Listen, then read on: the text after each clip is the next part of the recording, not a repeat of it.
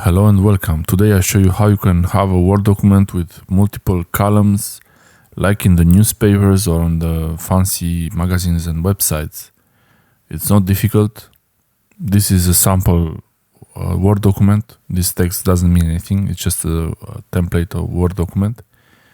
And the way you have it set up as multiple columns, you select the text that you want to have as multiple columns.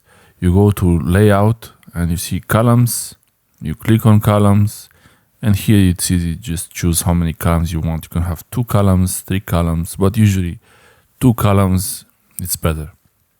The reason to do this is to have the text easier to read.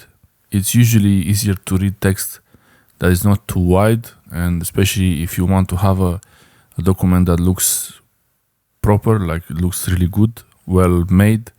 Multiple columns would do that. You see, it's like you can even use the drop cap at the beginning, make the first letter a different style or bigger.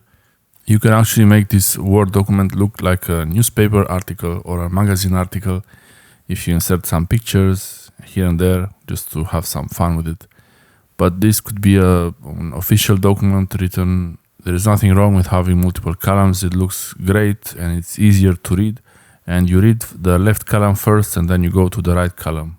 This is how it works. You see the text flows from left and then the last word in the left column continues to the first word in the right column. If you want to undo it, you select the text, choose columns 1, and it's back to how it was at the beginning. Hopefully this is helpful. Let me know in the comment section below. Thanks for watching. Subscribe, like and share, and I will see you next time. Bye.